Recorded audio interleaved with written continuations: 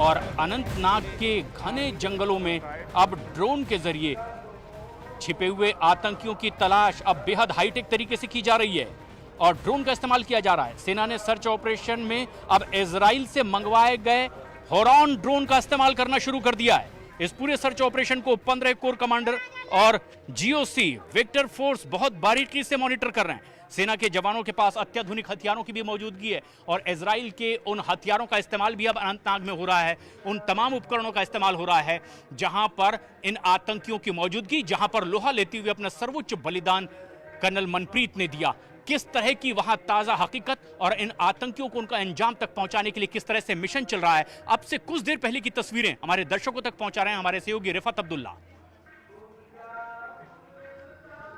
लगातार ऑपरेशन आज तीसरे रोज भी जारी है। यहाँ कोकरनाग इलाके में मैं वही एरिया दिखाना चाहूंगा जिस पे लगातार अटैक किया जा रहा है। ये वो स्पॉट है जिस पे जबरदस्त फायरिंग की जा रही है, धमाके हो रहे हैं और यही समझा जा रहा है कि मिलिटेंटों का हाइड आउट है जिसे नाकारा किया जा रहा है, इसे तबाह किया जा रहा है। क्योंकि पुलिस ने पहले ही कहा था कि यहाँ पे 2 मिलिटेंट छुपे हैं और लश्कर का ताल्लुक उनके साथ है और ये यहाँ पे टारगेट किया जा रहा है। और मैं आपको बड़ी खबर बता दूं कि यहाँ पे ऑलरेडी अभी टॉप पुलिस, सीआरपीएफ और आर्मी के ऑफिसर्स पहुंचे हैं। कुछ ऐसा भी लग रहा है कि शायद आखिरी मराहिल पे यह ऑपरेशन है, लेकिन इस पूरे एरिया में मिलिटेंटों को ढूंढा जा रहा है और उनको स्पॉट किया जा रहा है। क्योंकि समझा जा रहा है कि 2 मिलिटेंट अगर यहाँ पे हो सकते हैं या ये अगर हाइड आउट है, हो सकता है यहाँ पे कोई टनल हो या बड़ा पत्थर हो जिसकी वजह से ऑपरेशन मुश्किल होता जा रहा है। यही वजह है कि लगातार इस पे रॉकेट दागे जा रहे हैं, यहाँ पे आईडी के धमाके हुए और साथ ही हमने देखा कि ग्रेनेड्स के धमाके यहाँ पे हुए। लेकिन जिस तरीके से आपने ड्रोन का जिक्र किया था पहले,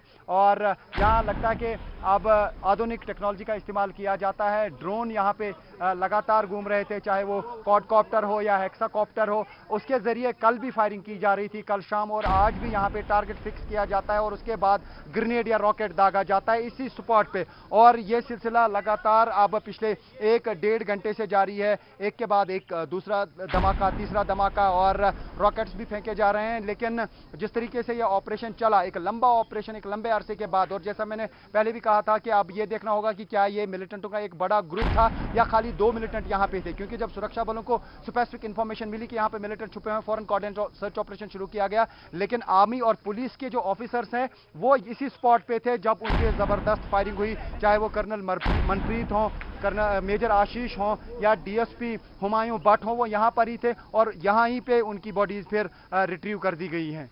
प्रशांत, कोकरनाग अनंतनाग में लगातार ऑपरेशन जारी है और जबरदस्त फायरिंग हो रही है, धमाकों की आवाज सुनाई दे रही है। आप देख सकते हैं यहाँ पे अभी लगातार धुआं उठ रहा है। अभी यहाँ पे पुलिस, आर्मी और सीआरपीएफ के टॉप ऑफिसर्स पहुंचे हैं स्पॉट पे। ऐसा लगता है कि शायद आखिरी मराहिल में है ये इस वक्त ये ऑपरेशन, लेकिन यह समझा जा रहा है कि इसी स्पॉट पे कहीं ना कहीं मिलिटेंट हाइड आउट है जिसको तबाह करने की कोशिशें जारी हैं। लगातार इस पे रॉकेट्स दागे गए, लगातार इस पे जो है ग्रेनेड्स दागे गए, ड्रोन का इस्तेमाल किया जा रहा है, चाहे वो क्वाडकॉप्टर हो, हेक्साकॉप्टर हो, वो ऊपर से घुमाए जा रहे हैं और उसके जरिए टारगेट फिक्स किया जा रहा है। आप देख सकते हैं जबरदस्त धमाके हो रहे हैं। उस क्वाडकॉप्टर और हेक्साकॉप्टर के जरिए ही टारगेट फिक्स किया जाता है जब वो ऊपर से घुमाया जाता है और उसके बाद टारगेट पे फायरिंग की जाती है। उसका मतलब है कि कहीं ना कहीं यहां पर ही कोई हाइड आउट है जिसको तबाह किया जा रहा है। तो सबसे बड़ी बात यह होगी कि जो पुलिस ने बताया था कि लश्कर के 2 मिलिटेंटों को एनसर्कल किया गया, क्या यही वो स्पॉट है? क्या अंदर कोई ऐसी टनल है या ऐसा कोई बड़ा पत्थर है जिसके नीचे मिलिटेंट छुपे हैं या जिसके नीचे उन्होंने हाइड आउट बनाया था? तो लगातार ये ऑपरेशन जारी है। ऑपरेशन बहुत ज्यादा लंबा खिंचा है। रिसेंट टाइम्स में पहली बार साउथ कश्मीर में इतना बड़ा कोई ऑपरेशन देखने को मिला। लेकिन यहां पर जिस तरीके से 13 सितंबर को यहां पे कोऑर्डिनेट सर्च ऑपरेशन किया गया था, उसके बाद जब सेना और पुलिस, खासतौर से एसओजी यहां पे पहुंची तो उन पे जोरदार फायरिंग हुई इसी स्पॉट पे। क्योंकि बॉडीज जो रिकवर हुई वो इसी स्पॉट पे हुई, चाहे वो कर्नल मनप्रीत की हो, चाहे वो मेजर की हो या डीएसपी की हो। आप सुन सकते हैं धमाकों की आवाज। धमाकों की आवाज इतनी तेज है कि दूर दूर इलाके तक धमाकों की आवाज सुनी जाती है और हिल रहा है ये पूरा पहाड़ धमाकों से। तो उससे अंदाजा लगाया जा सकता है कि इस पर किस तरीके का अटैक किया जा रहा है इस वक्त भारतीय सेना के कमांडोज की तरफ से या पुलिस के एसओजी की तरफ से। जैसा मैंने कहा कि यहाँ पे अब पुलिस और आर्मी और सीआरपीएफ के टॉप ऑफिसर्स पहुंचे हैं, तो शायद अब ये जो इस वक्त हमला हो रहा है इस स्पॉट पे, शायद बाद में मीडिया ब्रीफिंग होगी और डिटेल्स दी जाएंगी जो समझा जा रहा है।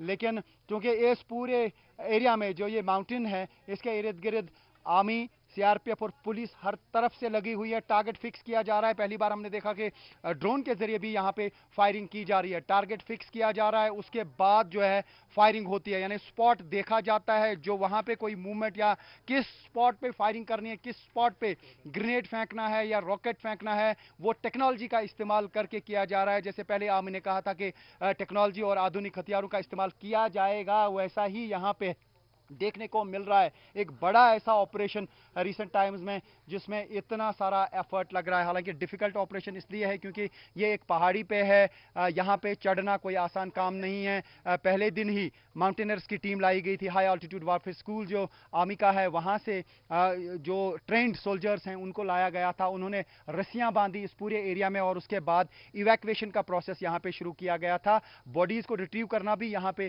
काफ़ी डिफिकल्ट टास्क था, लेकिन वो वाला टास्क मुकम्मल हो गया है। कल भी एक आर्मी जवान के घायल होने की खबर आई थी और अभी जो है लगातार यही कहा जा रहा है कि कुछ और जो है शायद भारतीय सेना के जवान जो हैं घायल हैं, अभी उनके बारे में डिटेल दी जाएगी। लेकिन अभी एक बड़ी खबर यही है कि टॉप जो ऑफिसर्स हैं आर्मी, सीआरपीएफ और पुलिस के, वो यहाँ पे पहुंचे हैं। तो ऐसा लगता है कि शायद बिल्कुल लास्ट स्टेज पे ये ऑपरेशन है। अभी हालांकि कह पाना मुश्किल है क्योंकि इस तरीके के ऑपरेशंस में हफ्तों भी लगते हैं, जैसे हमने राजौरी और पुंछ के एरियाज में देखा, क्योंकि वहां पे मिलिटेंट्स की प्रेजेंस थी। लेकिन सबसे बड़ी बात यह है कि जो मिलिटेंटों का ग्रुप यहाँ पे था, क्या उसमें से खाली 2 मिलिटेंट जो है वो उनको एनसर्कल किया गया और बाकी भाग निकलने में कामयाब हो गए, या सारा ग्रुप जो है मिलिटेंटों का यहाँ पे कहीं है? क्योंकि इस तरीके की माइन्यूट डिटेल्स अभी सामने नहीं आ रही है, क्योंकि ये जो रेंज है ये पूरा कुलगाम के साथ मिलता है और कुछ हफ्ते पहले वहां पे जो अटैक किया था मिलिटेंट ने, उसमें 3 आर्मी सोल्जर्स की जान गई थी। और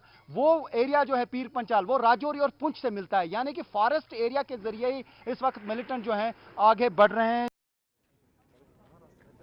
तो अनंतनाग में ये ऑपरेशन लगातार जारी है, उसी जगह पर जहां पर इन दुश्मनों से, आतंकियों से लोहा लेते हुए अपना सर्वोच्च बलिदान दिया था कर्नल मनप्रीत ने।